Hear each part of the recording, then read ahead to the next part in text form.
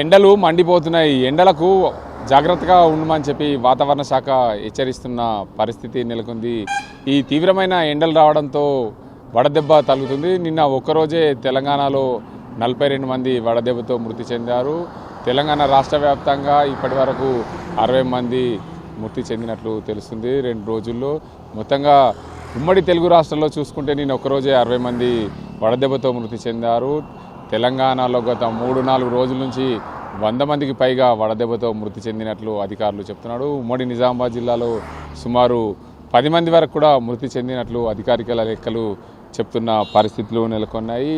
ఏదేమైనప్పటికీ ఉదయం 11 దాటితే బయటికి రావద్దని చెప్పి వాతావరణ శాఖ హెచ్చరిస్తుంది. ఇంకోవైపు ప్రజలు ఎండబారిన పని చేయకుండా ఉదయం పూట పనికి వెళ్ళాలి, 11 తర్వాత బయటికి రావద్దు, 4 గంటల కంటే ముందు ఎవరు బయట తిరగాల్సిన ఉండకూడదు అని చెప్పి వాతావరణ శాఖ, వైద్య ఆరోగ్య శాఖ హెచ్చరిస్తున్న పరిస్థితి నెలకొంది.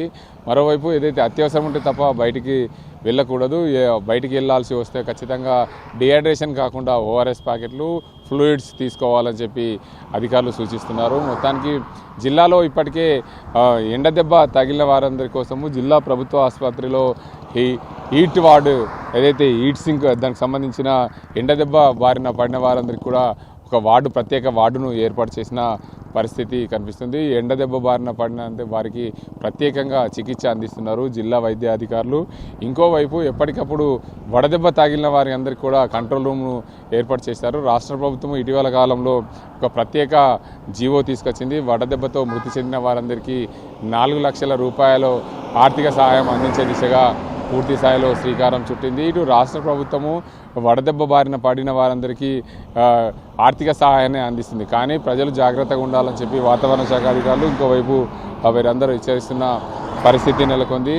నిజామాబాద్ జిల్లాలో ఇప్పటికే సుమారు 10 మంది వరకు, ఉమ్మడి జిల్లాలో 10 మంది వరకు వడదెబ్బ బారిన పడినట్లు తెలిసింది. వడదెబ్బ బారిన వారందరికీ కొత్తగా రాష్ట్ర ప్రభుత్వము గైడ్లైన్స్ ఇష్యూ చేసింది. వడదెబ్బ బారిన పడ్డవారు ఖచ్చితంగా పోలీసులకు ఫిర్యాదు చేయాలి.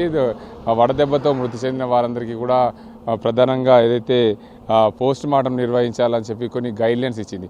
వడదెబ్బ బారిన పడ్డ వారందరికీ వారితో ఏదైతే వడదెబ్బతో మృతి చెందిన వారికి హాస్పిటల్లో నిర్ధారణ, వడదెబ్బతో మృతి చెందినట్లు నిర్ధారణ కావాలి. దాంతోపాటు డిశ్చార్జ్ సమ్మరీ కూడా, వడదెబ్బతో మృతి చెందినట్లు డిశ్చార్జ్ సమ్మరీ ఉంటేనే దాన్ని ధృవీకరిస్తామని చెప్పి అధికారులకు ఏదైతే గైడ్లైన్స్ వచ్చినట్లు తెలిసింది. మొదటగా ఆ వడదెబ్బతో మృతి చెందినట్లు ఆసుపత్రి వర్గాలు ధృవీకరించారు. దానికి సంబంధించిన డిశ్చార్జ్ సమ్మరీ ఉండాలి. దాంతోపాటు ఏదైతే గ్రామ పంచాయతీకి సంబంధించిన జీపీఓ ధృవీకరించాలి. మరోవైపు డెత్ సర్టిఫికేట్ అవసరం, దానికి సంబంధించిన ఆధార్ కార్డు, కుటుంబ సభ్యుల బ్యాంక్ అకౌంట్, వీటన్నింటినీ ఉంటేనే జిల్లాకు సంబంధించిన అధికారులు గైడ్లైన్స్కు నిన్న జిల్లాకు సంబంధించిన అధికారులకు గైడ్లైన్స్ అందినట్లు తెలుస్తుంది.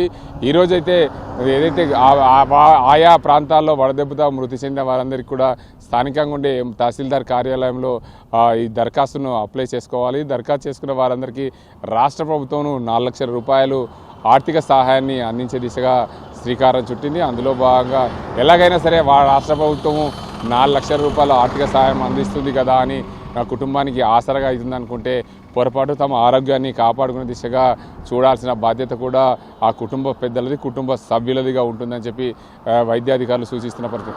ఈ వడదెబ్బ బారిన పడకుండా, ఎండలకు బయటికి రాకుండా ఉండే విధంగా జాగ్రత్తలు తీసుకోవాలని చెప్పి ఇటు వాతావరణ శాఖ, ఇటు వైద్య అధికారులు హెచ్చరిస్తున్న పరిస్థితులు నెలకొన్నాయి. ఇది ఇక్కడ పరిస్థితి. కనుక సజంతో గంగారెడ్డి, RTV నిజామాబాద్.